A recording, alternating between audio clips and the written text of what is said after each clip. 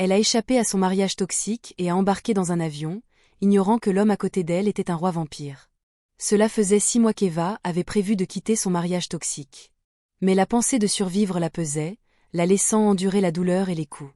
L'horloge sur le mur de la cuisine de leur penthouse de Chicago avait une façon cruelle de tic-tac, comme si elle comptait chaque seconde de survie d'Eva.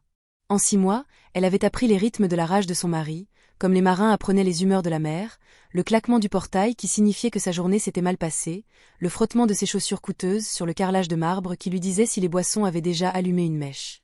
La fausse douceur de sa voix quand il l'appelait chérie avant la tempête. 6 mois à glisser des pièces dans la doublure d'un vieux sac à main. 6 mois à compter, recompter et recompter encore comme des perles de prière. 6 mois à garder son sourire cousu d'un fil si fin qu'un souffle pouvait le briser. Ava était une orpheline qui avait appris très tôt que le monde ne ralentissait pas pour les petits ou les effrayés. Puis il l'a trouvé. Gregory, le milliardaire de la technologie avec les couvertures de magazines glacés et les interviews polies, l'homme qui pouvait transformer n'importe quelle pièce en une cathédrale d'attention. Il l'avait vue à un gala de charité où elle versait du vin, ses mains tremblantes d'épuisement. Il lui a souri comme si elle comptait. Il lui a dit qu'il s'assurerait qu'elle n'aurait plus jamais à compter les pièces. Il a réparé le toit au-dessus de sa tête, rempli son réfrigérateur et enveloppé sa solitude dans de la soie. Les gens appelaient ça un conte de fées. Il n'était pas là pour l'après. Les contes de fées ont des palais. Les palais ont des portes qui se verrouillent de l'extérieur. La nuit précédant l'évasion a commencé par une ombre se déplaçant dans le couloir et s'est terminée avec Eva sur le sol de la salle de bain, le souffle court, la peau chaude, là où sa bague l'avait égratignée. Elle essayait de raisonner avec lui. Elle s'excusait de sa colère comme si c'était sa maladresse, sa faute si le marché avait chuté, son erreur si les gros titres étaient méchants. Les derniers mois, elle avait appris une nouvelle méthode. Le silence. Le silence a survécu. Le silence a stocké de l'énergie pour un avenir qui pourrait encore exister. Elle s'est assise contre la baignoire, les doigts pressés contre la petite marque qui fleurissait près de sa racine des cheveux, et a chuchoté au robinet comme si c'était une amie. Demain. Le mot lui semblait illégal dans la bouche. Elle avait compté chaque dollar. Des pourboires discrètement empochés par le personnel. De minuscules remboursements pour des robes qu'elle prétendait ne pas aimer. Un billet de 10 dollars qu'elle avait trouvé coincé derrière la machine à laver comme un message d'une autre vie. Son pécule n'était pas une fortune. C'était de l'espoir mesuré en billets froissés. À 4h10 du matin, tandis que la maison palatiale reposait dans le silence épais et coûteux que seul l'argent peut acheter, elle a glissé hors du lit et s'est déplacée dans l'obscurité comme une pensée qu'elle ne voulait pas effrayer. Dans le placard, elle n'a pas cherché de diamants ou de bagages de marque. Elle a sorti le sac à main abîmé de l'étagère supérieure, sa doublure cousue de son secret, et un petit sac à dos avec un pull, une bouteille d'eau, quelques articles de toilette et un passeport qu'elle avait caché à l'intérieur d'un livre de cuisine. Son cœur battait dans sa gorge. En bas, elle est passée devant le grand piano où on lui avait demandé de s'asseoir lors des dîners comme un ornement de bon goût. Les touches la regardaient comme des dents. La serrure de la porte d'entrée s'est ouverte aussi doucement qu'elle le pouvait. Pendant un instant, elle a attendu, ses sens tendus pour des pas, pour l'alarme d'une voix qui possédait tout ce qu'elle observait. Rien. La nuit ne faisait que respirer. Dehors, le chauffeur habituellement assigné à Madame ronflait. Elle n'a pas osé le réveiller. Elle a marché, a glissé devant les portes juste au moment où l'aube commençait à dessiner une fine ligne grise à l'horizon, a appelé un taxi avec un téléphone acheté d'occasion, et a payé en espèces, et a dit au chauffeur le premier mensonge qu'un survivant apprend à maîtriser. Je rends juste visite à ma sœur. L'aéroport OR était une ville à part entière. Valise à roulettes, vapeur de café, enfants qui s'ennuient et adultes faisant semblant de ne pas fuir quelque chose. Ava s'y déplaçait avec une invisibilité exercée. Épaules arrondies, regard bas, pas régulier. Elle acheta un billet avec un nom qui correspondait à son passeport et un vol qui partait avant que le soleil ne puisse se lever complètement dans le ciel. Porte B14. Elle s'assit contre le mur comme si la chaise pouvait la retenir si elle s'effondrait. Quand ils appelèrent à l'embarquement, la peur la frappa d'une seule vague animale. Et s'il se réveillait et vérifiait les caméras? Et s'il traquait son téléphone? Et si l'argent pouvait transformer tous les panneaux de sortie en impasse? Elle ressentit l'envie de courir, sauf qu'il n'y avait nulle part où courir, sauf en avant. Elle se leva. Le scan bougea. Le scanneur bipa vert. La passerelle respirait de l'air frais sur son visage. Elle monta dans l'avion. Rangée 14, siège ses côtés fenêtres. Elle pressa son front contre l'ovale en plastique et se laissa paraître petite tandis que l'allée se remplissait. Un homme se glissa dans le 14B avec la confiance tranquille de quelqu'un qui ne doute jamais qu'il y aura de la place pour lui. Il se tenait comme la gravité. Il avait un contrat avec ses chaussures, un costume anthracite sur mesure, une chemise noire, ouverte un bouton de trop pour un homme d'affaires. Une étrange cicatrice d'apparence ancienne légèrement gravée près de sa clavicule, comme une ponctuation au lieu d'une blessure. Ses cheveux étaient foncés, proprement coupés. Il sentait légèrement le givre hivernal et la pierre ancienne. Il ne la regarda pas au début. Il regarda l'allée, puis sa montre, puis rien, comme quelqu'un habitué à faire des plans dans sa propre tête. L'avion s'éloigna de la porte, et la piste s'étira comme un défi. Quand les roues se soulevèrent, le souffle d'Ava se coupa puis se relâcha de manière inattendue. Le sol ne la possédait pas. Plus maintenant. Ce fut la turbulence qui le fit remarquer. Une chute soudaine, le genre qui faisait que les passagers s'accrochaient aux accoudoirs. Ava Tresselet. Le mouvement tira le col de son pull de côté, exposant une constellation de contusions pâlissantes sur son épaule. Jaune fleurissant en vert, vert en un brun maladif. L'homme du 14B tourna la tête à cause de la secousse, puis ne la retourna pas. Ses yeux étaient du genre qui oubliait de mentir. Aussi vifs qu'une lame, mais lourds de pensée. Ils étaient d'une couleur incroyablement sombre et captivante. Il ne la fixait pas comme les curieux, les moralisateurs ou les affamés. Il la fixait comme un homme mémorisant un problème qu'il avait l'intention de résoudre. « Ça va ?» La question était basse, prudente, presque comme s'il ne voulait pas effrayer un animal sauvage. Sa voix était un baryton doux et froid.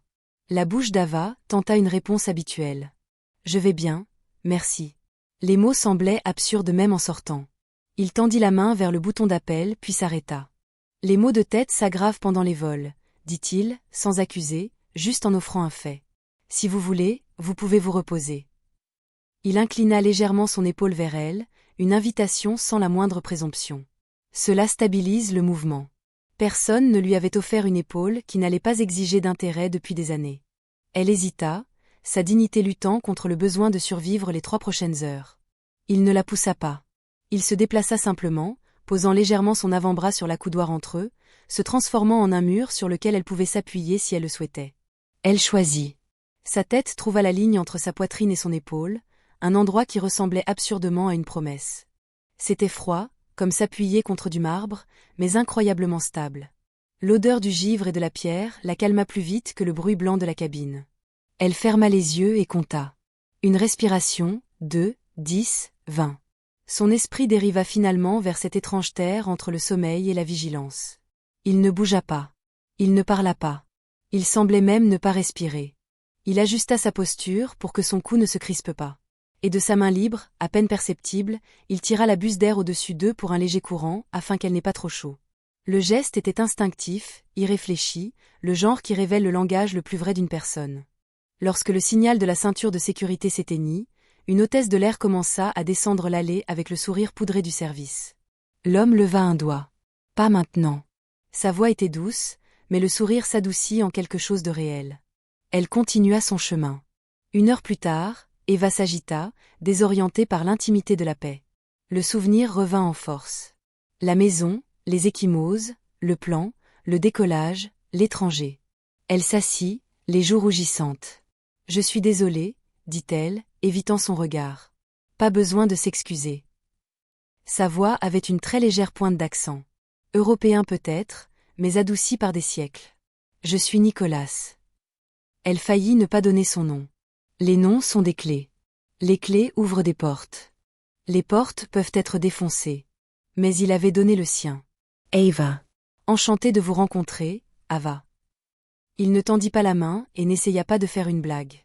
Il lui accorda simplement le respect d'une conversation ordinaire. Le genre de conversation qu'on oublie comment avoir quand sa maison est une scène pour les humeurs de quelqu'un d'autre. L'hôtesse de l'air réapparut. Quelque chose à boire. De l'eau. Dit Ava. Pareil, ajouta Nicolas, puis il fit un signe de tête vers le poignet de l'hôtesse. Vous avez changé votre bracelet de montre. Le nouveau cuir vous va bien. Elle cligna des yeux, surprise qu'il l'ait remarqué. Oui. Merci. Elle versa 2 tasses, les posa avec un peu plus de soin que ne l'exige le règlement, et disparut avec un sourire qui n'était pas du tout poudré. Nicolas attendit qu'il soit de nouveau seul. Si je pose une question, cela ne me regarde pas, dis-moi d'arrêter. Il fit une pause. Voyagez-vous vers quelqu'un ou loin de quelqu'un? La vérité lui sauta à la gorge. Elle l'a avalé. Loin? Il hocha la tête une fois, tel un joueur d'échecs voyant les 3 prochains coups. Il n'a pas dit pourquoi. Au lieu de cela, avez-vous un endroit sûr où atterrir? Le rire d'Ava sortit mince. J'ai un hôtel pour 2 nuits. Après ça, j'ai des matins. Le coin de sa bouche se souleva, non par humour, mais en reconnaissance d'un courage particulier. Les matins sont un début. Le silence remplit l'espace entre eux. Pas le genre lourd qui vient du danger, mais le genre étrange et suspendu qui apparaît juste avant une décision. Nicolas étudia le siège devant lui, puis parla. Je déteste voir des bleus sur les femmes, dit-il. Un acier silencieux traversant les mots. Et j'en ai vu beaucoup, plus que quiconque ne devrait en voir, il ne la regarda pas. Il regarda de nouveau l'allée, et la cicatrice près de sa clavicule sembla se souvenir de quelque chose. Si quelqu'un vous a fait ça, je dois vous dire une chose. Ce n'est pas de votre faute. Personne ne lui avait jamais dit cette phrase sans un « mais » qui l'attendait. Eva fixa le loquet de la tablette jusqu'à ce qu'il devienne flou. Merci. Ils ne parlèrent pas pendant un moment. L'avion bourdonnait. À 38 000 pieds, la vie est à la fois insupportablement fragile et ridiculement ordinaire. Lorsque le capitaine annonça la descente, le pouls d'Eva recommença à s'accélérer. Au sol. La réalité commencerait à courir et s'attendrait à ce qu'elle suive. Nicolas remarqua la façon dont ses mains se serraient. « J'ai un appartement près de la ville », dit-il, d'un ton neutre, presque clinique. 2 chambres, sécurité 24H, 24 et 7J, 7, le genre que personne ne traverse. Vous pourriez y rester quelques jours pendant que vous organisez les prochaines étapes. Pas de pression, pas de coûts, pas de conditions. L'offre d'un homme normal l'aurait effrayé. Celle de Nicolas ne l'a pas fait, non pas parce qu'elle faisait confiance aux étrangers, mais parce que sa générosité lui allait différemment. Comme une armure qu'il mettait tous les jours. Pourtant, la peur est intelligente. Je ne vous connais pas. C'est sage, dit-il simplement. Vous ne devriez pas. Il sortit une carte de son portefeuille. Noir mat. Pas de logo, juste un numéro et un prénom. Prenez ceci. Si vous vous sentez en danger à tout moment, appelez-moi ou envoyez un SMS ou ignorez-le. Votre choix. Elle hésita, puis glissa la carte dans la doublure cachée de son sac, celle qui avait contenu 6 mois de survie. Merci. Les roues touchèrent la piste. Les lumières de la cabine passèrent au mode nuit. Lorsque le signal de la ceinture de sécurité s'éteignit, Nicolas ne se leva pas d'un bond. Il attendit, laissant le monde frénétique se vider. Alors qu'il se levait, il retira sa veste et, sans demander, la drapa sur ses épaules. Elle était lourde, superbement taillée et incroyablement froide, mais elle couvrait les ombres révélatrices sur sa peau. Juste jusqu'à ce que vous arriviez aux toilettes, dit-il, comme si c'était la chose la plus banale. Moins d'attention, déglutit-elle. Vous remarquez tout. Cela me maintient en vie. Ils descendirent de l'avion ensemble. 2 étrangers liés par un mince fil de décence. Au bout de la passerelle, il ralentit. Il y aura des gens qui penseront pouvoir décider de votre vie pour vous, dit-il, ses yeux rencontrant enfin les siens. Ils étaient sombres, anciens. Ne leur donnez pas le stylo. L'aéroport rugissait autour d'eux. Elle hocha la tête. Ils atteignirent la bifurcation où la récupération des bagages se sépare du hall. Nicolas fit un geste. Quel chemin? Bagages, dit-elle. Un petit sac à dos. C'est tout. Ils se déplacèrent en tandem à travers la foule. 2 hommes en costume se tenaient près du carrousel, balayant les visages avec le désintérêt efficace des professionnels. Quelque chose dans l'angle de leurs épaules serra la mâchoire de Nicolas. Il se déplaça subtilement, se positionnant pour bloquer leur vue d'elle, son langage corporel passant d'hospitalier à celui d'un faucon en un battement de cœur. « Des amis à vous » demanda-t-il légèrement. « Non » souffla-t-elle, la panique se réveillant durement. Grégory utilisait la sécurité privée, comme les gens utilisent le café. Nicolas ne la toucha pas. Il fit simplement un léger pas vers la gauche, faisant de sa silhouette un bouclier pendant qu'elle récupérait le sac à dos sur le tapis. Puis, avec aisance, il sortit son téléphone et prit une photo des costumes, de leurs chaussures, du minuscule emblème de serpent sur le bracelet de la montre du plus grand. Il murmura quelque chose de trop bas pour qu'elle l'entende. Ils se dirigèrent vers la sortie. Les hommes ne les suivirent pas encore. Dehors, l'air sentait la pluie, les gaz d'échappement et la miséricorde. Le chauffeur de Nicolas, un homme plus âgé aux yeux doux et au nez de boxeur, s'arrêta dans une berline noire qui semblait pouvoir résister à une bombe. Nicolas ouvrit la porte, puis s'arrêta, se tournant vers Eva avec une expression qui n'était plus douce.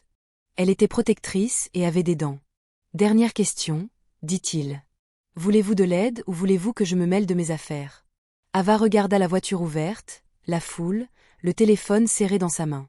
Elle pensa à 6 mois de comptage et au bruit d'une bague qui racle un visage. Elle pensa à la façon dont son épaule froide et solide avait ressemblé à un littoral pour un navire qui avait été trop longtemps ballotté par la tempête. « Je veux de l'aide, dit-elle, la voix stable pour la première fois de la journée. Mais je ne veux pas disparaître. Je veux retrouver ma vie. Nicolas hocha la tête une fois, d'un air décisif. Alors nous commençons par 3 choses, un médecin, un lit sûr et un plan. Il fit de nouveau un geste vers la voiture. Elle fit un pas et se figea. De l'autre côté de la voie de dépose, une silhouette familière venait de sortir d'un SUV noir, flanqué de 2 hommes en costumes assortis. Le regard de Grégory balaya la foule comme un projecteur. Il se posa sur l'espace vide où elle se tenait une seconde plus tôt. Parce que Nicolas avait déjà bougé, un flou de mouvement, il se glissa devant elle, calme comme un souffle retenu, sa voix soudainement tranchante comme un couteau, alors qu'il parlait à son chauffeur sans quitter la menace des yeux. « Stéphane, maintenant. » La portière de la berline s'ouvrit en grand. La main de Nicolas planait à quelques centimètres du coude d'Eva, sans la toucher, juste la guidant comme un courant dans une rivière. « Monte, dit-il doucement. Tu es en sécurité. » Elle le crut même si son cœur battait la chamade. Elle se glissa sur la banquette arrière. Nicolas la suivit, fermant la porte d'un clic délibéré. La voiture s'élança dans le trafic de l'aéroport, une aiguille noire traversant un tissu de feu de stop. Eva regarda en arrière, à travers la vitre teintée. Grégory s'était tourné vers l'agitation, la mâchoire serrée, les yeux écarquillés par l'incrédulité d'un homme à qui l'on n'a jamais dit non. Leurs regards ne se croisèrent pas. Pas cette fois. Dans le calme ombragé de la berline, Nicolas posa enfin la question qu'il avait le droit de poser. « Ava, dit-il, les yeux fixés sur les siens. Qui t'a fait ces bleus? » La voiture traversa la ville comme si elle fuyait le passé. Ava était assise sur la banquette arrière, tremblante, ses doigts agrippant le bord de la lourde veste de Nicolas autour de ses épaules. Le bourdonnement des pneus sur l'asphalte mouillé se mêlait au battement de son cœur. Chaque feu de circulation semblait être un piège. Chaque coup de klaxon sonnait comme une poursuite. Elle avait imaginé l'évasion 1000 fois, mais jamais comme ça, avec un étranger qui ressemblait à la puissance portant un visage humain. Nicolas se pencha légèrement en avant, ses anciens yeux sombres fixés sur le rétroviseur. Sa voix était calme, mais elle portait le genre d'autorité qui pouvait faire taire les tempêtes. « Stéphane, dit-il, ne rentre pas directement à la maison. Prends le chemin le plus long. Nous ne sommes pas suivis. Mais je n'aime pas les coïncidences. »« Oui, monseigneur, » répondit le chauffeur sans poser de questions. Le titre, Monseigneur, frappa les oreilles d'Eva et y resta. Ce n'était pas le genre de titre que les gens utilisaient pour les hommes d'affaires ordinaires. Elle déglutit difficilement. « Qui êtes-vous vraiment ?» Nicolas se tourna vers elle, son expression illisible mais étrangement bienveillante. « Quelqu'un qui ne tolère pas les hommes qui blessent les femmes. C'est tout ce que tu as besoin de savoir pour l'instant. » La voiture se faufila dans le trafic, les lumières néons clignotant sur son visage. Ava l'étudia. La mâchoire forte, les yeux calmes et anciens, la légère cicatrice près de sa clavicule. Tout en lui disait danger. Pourtant, son ton était stable, protecteur. Pour la première fois depuis des années, elle ne se sentait pas comme une proie. Ils se sont garés dans un parking souterrain sous une élégante tour néo-gothique sur Lakeshore Drive qui semblait avoir été sculptée dans le verre et la pierre ancienne. Des caméras de sécurité clignotaient silencieusement à chaque coin. Un garde en uniforme à l'entrée, voyant la voiture, a simplement incliné la tête comme s'il saluait la royauté. Alors que les portes de l'ascenseur privé se refermaient derrière eux, le silence épaississait l'air. Les murs en miroir reflétaient son visage meurtri à côté du sien, composé et incroyablement parfait. Un contraste obsédant entre la fragilité et le contrôle. Lorsque l'ascenseur s'est ouvert en sonnant, il a fait directement dans un penthouse qui aurait pu être un musée. Des fenêtres du sol au plafond encadraient la ligne d'horizon de la ville, la pluie ruisselant sur la vitre comme de lentes larmes. Chaque recoin murmurait le luxe. Des sols en marbre noir, un grand piano et des étagères de vieux livres qui semblaient intouchés par le temps. « C'est temporaire, » dit Nicolas, marchant devant, ses pas ne faisant aucun bruit sur le marbre. « Jusqu'à ce que tu saches ce que tu veux ensuite. »« Yeah. »« Je ne peux pas rester ici, » balbutia-t-elle, sa voix à peine audible. « Il me trouvera. »« Il me trouve toujours. » Nicolas se retourna, son regard stable et absolu. « Pas ici. Ce bâtiment est à moi. Personne n'entre sans ma permission, pas même le diable lui-même. » Quelque chose dans la façon dont il a dit, une finalité qui ne souffrait aucune discussion, la fit le croire. Un médecin est arrivé en 30 minutes. C'était une femme âgée aux cheveux argentés tirés en un chignon serré et aux yeux qui connaissaient trop de secrets. Elle ne semblait pas surprise par l'heure tardive ou les circonstances. Elle examina Eva tranquillement dans la suite d'invités tandis que Nicolas se tenait près de la fenêtre, le dos tourné, offrant de l'intimité mais pas de distance. « Elle est déshydratée », dit doucement le médecin une fois qu'elle eut terminé, sa voix nette. Et elle présente des ecchymoses compatibles avec des agressions physiques répétées. Elle a besoin de repos, de sécurité et de thérapie. Nicolas hocha la tête une fois, le mouvement sec. Stéphane s'occupera de tout ce dont vous avez besoin. Doublez le paiement. Alors que le médecin rangeait sa trousse, Ava leva les yeux, ses yeux brillants. Pourquoi m'aidez-vous? Vous ne me connaissez même pas, le regard de Nicolas s'adoucit juste un peu. Parce que quelqu'un a un jour aidé ma sœur quand je ne pouvais pas, je dois au monde une bonne action pour elle. C'était la première fissure dans son mystère, le premier aperçu d'un homme qui portait ses propres fantômes. Cette nuit-là, après le départ du médecin, Ava se tenait près des immenses fenêtres, fixant les lumières de la ville. En bas, les voitures se déplaçaient comme du sang dans les veines de la ville. À l'intérieur, le silence semblait étrange, sûr, mais lourd. Nicholas S. approached Dousement. Vous pouvez prendre la chambre d'amis, au bout du couloir. Des vêtements frais sont dans le placard, fit-il un geste. Si vous avez faim, la cuisine est approvisionnée. Merci, murmura-t-elle. Pour tout. Il fit un petit signe de tête, puis hésita. Si vous avez besoin de parler, ne le faites pas, reposez-vous d'abord. Parlez plus tard. Alors qu'il se tournait pour partir, elle l'appela, vous n'avez pas l'air d'un homme qui dort beaucoup. Il s'arrêta dans l'embrasure de la porte, une ombre contre la lumière. Il sourit faiblement. Vous non plus. Les heures passèrent. Eva était allongée sur le lit, mais le sommeil refusait de venir. Chaque fois qu'elle fermait les yeux, elle voyait le visage de Grégory. Le ricanement, la main levée, la façon dont il la traitait d'ingrate après chaque coup. Elle s'assit, haletante. Le bourdonnement de la ville au-delà de la vitre était son seul réconfort. Dans le salon, Nicolas était toujours éveillé, un verre de liquide rouge rubis foncé intact sur la table. Des dossiers étalés devant lui. La lueur de son ordinateur portable peignait la moitié de son visage dans l'ombre. Ava s'approcha, attirée par une curiosité qui l'emportait sur sa peur. « Que faites-vous » demanda-t-elle doucement.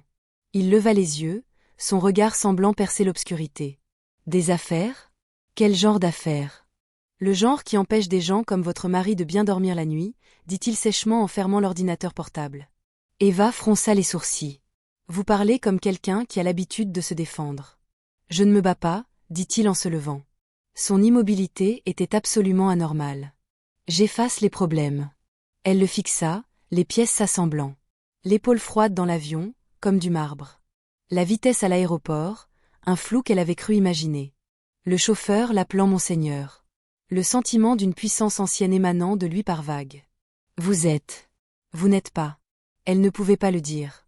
Vous n'êtes pas humain. Le silence qui suivit fut une réponse suffisante. Son cœur s'emballa. Un oiseau frénétique dans une cage. Tous les avertissements qu'elle avait jamais entendus sur l'obscurité, sur les monstres sous peau humaine, lui traversèrent l'esprit. Mais au lieu de la peur, elle ressentit quelque chose d'inattendu. La sécurité. Il ne broncha pas. Non, je ne le suis pas. Il chercha dans ses yeux, les siens aussi sombres et profonds qu'une nuit d'hiver. Je suis ce que vous appelleriez un vampire. Je suis le roi de ma lignée, mais pas le genre que vous imaginez. Nous ne chassons pas dans cette ville. Nous ne faisons pas de mal aux innocents. Il désigna les lumières de la ville. Nous protégeons les nôtres. Et parfois, son regard s'adoucit, nous protégeons des étrangers qui méritent mieux. Elle chercha des mensonges dans ses yeux. Il n'y en avait pas, seulement une lassitude qui semblait vieille de plusieurs siècles. Va dormir, Ava, dit-il doucement. Demain, tu décideras ce que tu veux faire ensuite. Je m'assurerai que tu sois prête. Le matin arriva, la lumière du soleil se répandant à travers la vitre tel un pardon. L'arôme du café flottait dans sa chambre. Pour la première fois depuis des mois, elle ne se réveilla pas au cri ou au bruit de pas. Elle se réveilla en paix. Elle entra dans le salon, vêtue d'une des nouvelles chemises douces qu'il avait laissées. Nicolas se tenait près du comptoir, les manches retroussées, remuant son café. La vue de lui dans la douce lumière du matin, le soleil touchant sa peau sans la brûler, ne correspondait presque pas au mot vampire. Il ressemblait à quelqu'un qui portait à la fois le danger et la gentillesse à parts égales. « Tu as dormi ?» dit-il, sans poser de questions. « J'ai essayé » répondit-elle. C'est étrange de ne pas avoir peur. C'est ce que l'on ressent au début de la guérison. Étrange. Il lui tendit une tasse, leurs doigts se frôlèrent. Sa peau était fraîche, mais une secousse, comme de l'électricité statique, passa entre eux. Pendant une seconde, le monde extérieur à la fenêtre cessa de tourner. Puis le téléphone sur le comptoir vibra. Un son moderne et strident dans la pièce silencieuse. Nicolas jeta un coup d'œil à l'écran et sa mâchoire se serra. L'air dans la pièce sembla chuter de 10 degrés. « Qu'est-ce que c'est » demanda-t-elle. Il hésita. Puis il tourna le téléphone pour qu'elle puisse voir le message. C'était une alerte d'actualité. Le milliardaire de la technologie Grégory lance un appel pour sa femme disparue. Offre une récompense de 5 millions de dollars. Le sang d'Eva se glaça. Il me cherche. Nicolas expira lentement, un son comme de la glace qui craque. Il ne cherche pas seulement. Il chasse. Et il utilise son argent pour faire du monde son chien de chasse. Elle agrippa le comptoir. Alors je dois aller plus loin. Je ne peux pas rester ici. Je ne peux pas t'apporter ça. Non, dit Nicolas fermement. Sa voix était basse. Courir ne servira à rien. Il utilisera ta peur pour te traquer. Ce dont nous avons besoin, c'est de lui faire croire que tu as complètement disparu. Il marcha vers la fenêtre, lui tournant le dos, son esprit déjà plus rapide que les mots. Je peux faire en sorte que cela arrive. Je peux changer ton identité, protéger ta trace, te donner une nouvelle vie loin d'ici. Il fit une pause, regardant la ville qu'il possédait. Mais d'abord, je dois m'occuper de lui. M'occuper de lui ? Répéta-t-elle, la voix tremblante. Tu veux dire ? Je veux dire, mettre fin au cycle de façon permanente. Il n'y avait aucune émotion dans son ton, juste de la résolution. Froide, dure et ancienne. Eva s'approcha, le cœur partagé entre une gratitude immense et une nouvelle peur aiguë. Pas pour elle, mais pour lui. Tu n'as pas à te risquer pour moi. Il est puissant. Il se tourna pour la regarder. Une tempête scintillait derrière ses yeux calmes et sombres. Le roi vampire était parti, et à sa place se trouvait juste Nicolas, l'homme qui lui avait donné sa veste. Il a posé ses mains sur toi, Ava. Cela en fait mon problème maintenant. Le silence qui suivit fut électrique. 2 jours plus tard, le plan de Nicolas commença. Ses hommes, sa famille, recueillirent des informations discrètement. Comptes bancaires, mouvements, actifs cachés. La trace des pots de vin qui rendait Grégory intouchable. Chaque secret que le milliardaire avait enterré commença à refaire surface comme des corps dans un lac. Eva observait depuis les coulisses, émerveillée par l'efficacité avec laquelle Nicolas évoluait dans le monde, comme si chaque porte s'ouvrait avant même qu'il ne frappe. Pour la première fois, le pouvoir qui avait autrefois détruit sa vie était utilisé pour elle. Un soir, elle le trouva dans le bureau, les yeux rivés sur l'écran lumineux montrant le visage de Grégory. « Tu fais vraiment ça ?» dit-elle doucement. Il leva les yeux. « Ce n'est pas le premier homme que j'ai géré pour avoir blessé quelqu'un de sans défense. Mais toi, tu me donnes envie de le faire différemment. » Comment. Il se pencha en arrière, ses yeux ne quittant jamais les siens. Sans vengeance, avec justice. Quelque chose en elle se brisa. Personne n'a jamais prononcé ce mot pour moi auparavant. Eh bien, dit-il en se levant. Habitue-toi à l'entendre. Cette nuit-là, elle s'assit sur le balcon, regardant les lumières de la ville scintiller. Nicholas la rejoignit. Tu n'as pas à me remercier, dit-il. Je n'allais pas le faire, taquina-t-elle faiblement. Il eut un petit sourire, le premier vrai sourire qu'elle lui avait vu. Bien, parce que ce n'est pas de la charité. C'est l'équilibre. L'équilibre. Oui, tu as passé des années à survivre aux monstres. Maintenant, il est temps que quelqu'un leur fasse peur à nouveau.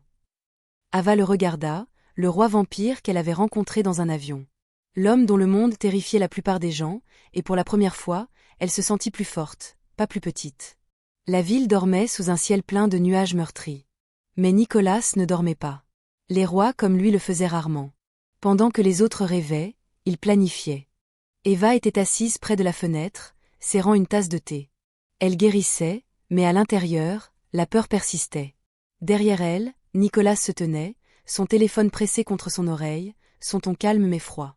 Trouver chaque avocat, chaque policier, chaque fonctionnaire que cet homme a payé.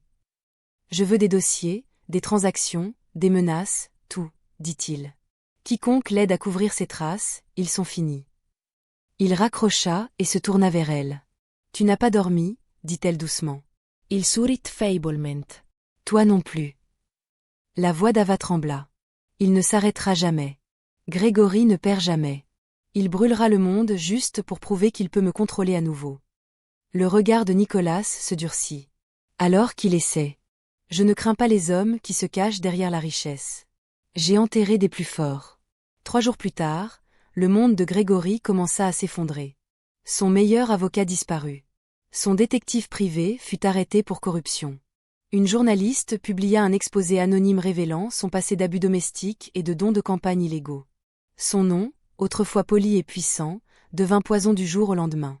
Grégory était assis dans son bureau en marbre, les veines palpitantes alors qu'il jetait un verre en cristal contre le mur. « Trouvez qui est derrière ça » rugit-il.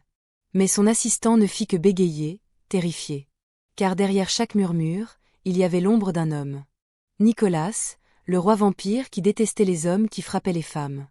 Pendant ce temps, Ava apprenait à respirer à nouveau. Les ecchymoses avaient disparu, remplacées par de légères cicatrices. Nicolas avait arrangé pour qu'elle commence une thérapie, et même qu'elle peigne à nouveau, quelque chose qu'elle n'avait pas fait depuis avant Grégory.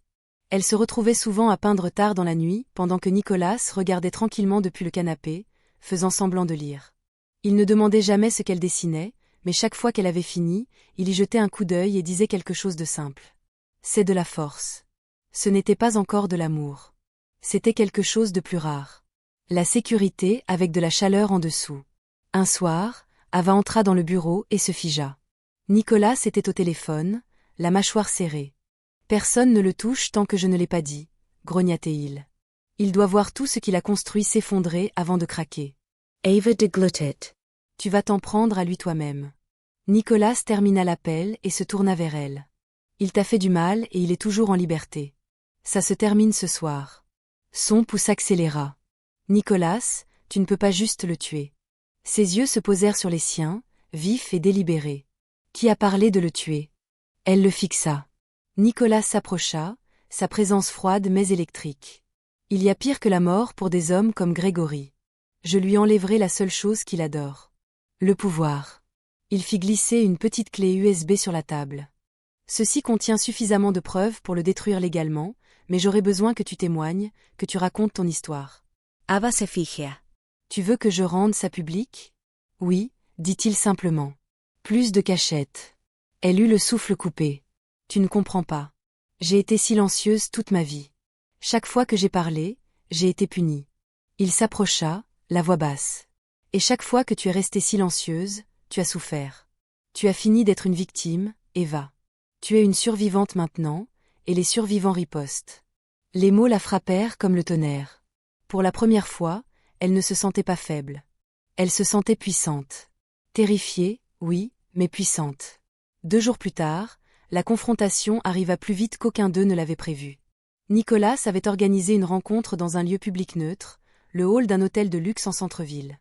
Il voulait des témoins, mais Grégory arriva le premier. Quand Eva sortit de l'ascenseur, flanquée de Nicolas et Stéphane, elle le vit debout près de la fontaine de marbre, costume sur mesure, sourire froid. « Eva, » dit Grégory en écartant les bras. « Tu as causé tout un scandale. Tu aurais dû revenir discrètement. » La voix de Nicolas coupa l'air. « Elle ne va nulle part avec toi. » Grégory tourna son regard vers Nicolas. « Et qui diable es-tu » Nicolas surit feiblement. Le genre de sourire qui n'atteint pas les yeux. L'homme que tu n'aurais jamais dû croiser. Gregory rit. Tu penses que j'ai peur d'un garde du corps? Garde du corps? Nicolas fit un pas lent en avant. Non, je suis l'homme qui nettoie le désordre que tu as fait. La tensión se rompit. La sécurité de Grégory tendit la main vers leurs armes. Mais avant qu'ils ne puissent les dégainer, les hommes de Nicolas apparurent de la foule, sortant des ombres. Tout le hall se figea. Nicolas s'approcha jusqu'à ce que leurs visages soient à quelques centimètres l'un de l'autre. « Tu as posé tes mains sur elle, » dit-il, son ton mortellement calme. « Cela fait de toi mon affaire. » Gregory ricana. « Tu n'as pas le droit de me menacer. J'ai de l'argent, de l'influence. » « Plus maintenant, » interrompit Nicolas, sortant un dossier de son manteau. « Tu as perdu tous tes contrats, tous tes alliés. Tes comptes sont gelés. La police sera là dans exactement 2 minutes. Je n'ai pas besoin de te faire du mal, Grégory. Je t'ai déjà effacé. La macoira de Gregoi s'aserra. Tu ne peux pas faire ça. Je l'ai déjà fait. Puis Nicolas tendit le dossier à Eva. Ton tour. Ses mains tremblèrent en l'ouvrant. À l'intérieur se trouvaient des photos, des virements bancaires, des enregistrements, la preuve de chaque secret. Elle leva les yeux vers lui. Et pour la première fois, il semblait petit. Tu me disais que je ne serais rien sans toi, dit-elle doucement. Mais tu avais tort. Je suis enfin quelque chose. Tu ne seras jamais libre. Les sirènes de police hurlèrent dehors. Les appareils photo clignotèrent. Grégory tenta de se jeter sur elle, mais Nicolas s'interposa entre eux comme un mur de fer. Touche-la encore, dit-il froidement. Et j'oublierai que j'ai promis de ne pas te briser. Les officiers firent irruption. Grégory fut menotté, criant des menaces qui n'avaient plus de poids. Alors qu'il était emmené, Eva resta immobile. Nicolas se tourna vers elle. C'est fini.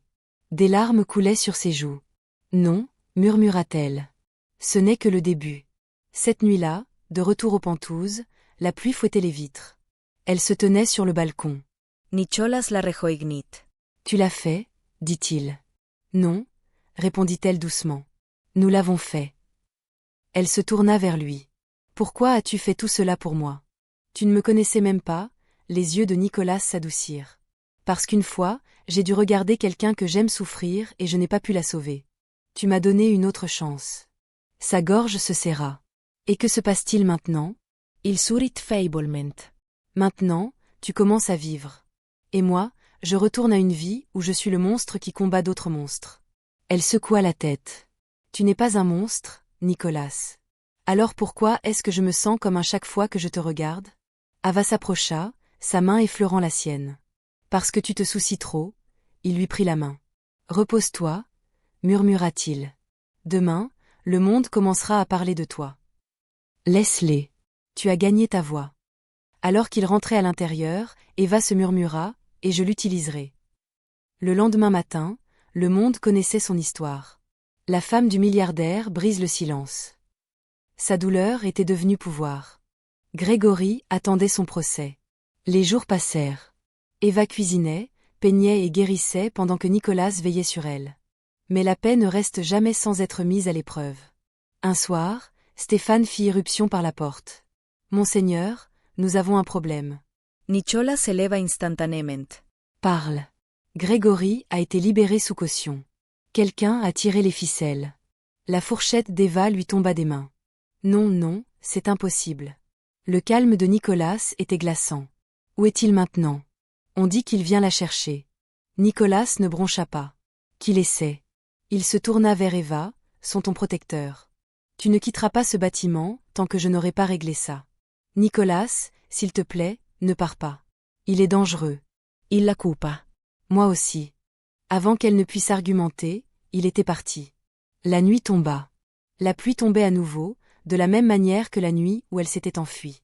Nicolas trouva Grégory dans une marina abandonnée, cachée par le brouillard. Grégory attendait avec 2 gardes, un sourire aux lèvres. Eh bien, ricana Grégory. Le héros de ma femme. Nicholas S. approacha, disarm. Ton ex-femme, corrigea-t-il. Tu penses qu'elle est à toi maintenant? Gregory retirement. Tu ne la connais pas comme moi. L'expression de Nicolas se durcit. Je sais qu'elle ne bronche plus quand quelqu'un élève la voix. Je sais qu'elle dort sans peur. Et je sais qu'elle est plus forte que tout ce que tu as jamais construit. Grégory se jeta en avant, criant « Elle était à moi ». Nicolas bougea comme l'éclair. Une torsion, un coup, et Grégory tomba au sol, haletant. Ses 2 gardes étaient au sol avant même de savoir ce qui s'était passé. Nicolas n'avait pas besoin d'armes. Sa fureur était l'arme. On ne possède pas les gens, dit Nicolas froidement. On ne possède pas la douleur. Tu ne la possèdes pas. C'est fini pour toi. Grégory cracha du sang. Tu penses pouvoir me détruire. Je l'ai déjà fait, dit Nicolas en reculant. Maintenant, tu vas te détruire toi-même. Des sirènes hurlèrent au loin. Il avait appelé la police avant de venir, s'assurant que cette dernière rencontre, cette violation de la caution, se terminerait selon ses conditions. Alors que les lumières clignotantes approchaient, Nicolas se retourna et s'éloigna, une ombre se fondant dans la pluie. Quelques heures plus tard, Nicolas retourna aux pentouses, trempé et silencieux. Eva l'attendait. Au moment où leurs regards se sont croisés, elle a couru vers lui. « Tu aurais pu être tué » a-t-elle crié.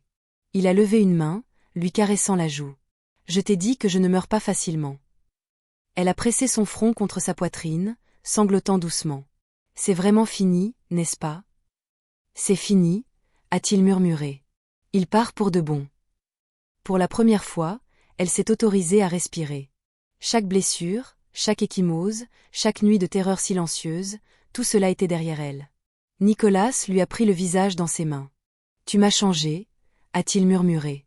Eva a souri à travers ses larmes. « Tu Emma sauve. » Il a secoué doucement la tête. « Non, Ava, tu t'es sauvée toi-même. J'ai juste fait en sorte que le monde le voie. » Des semaines plus tard, les journaux l'ont appelée la femme qui a tenu tête au pouvoir.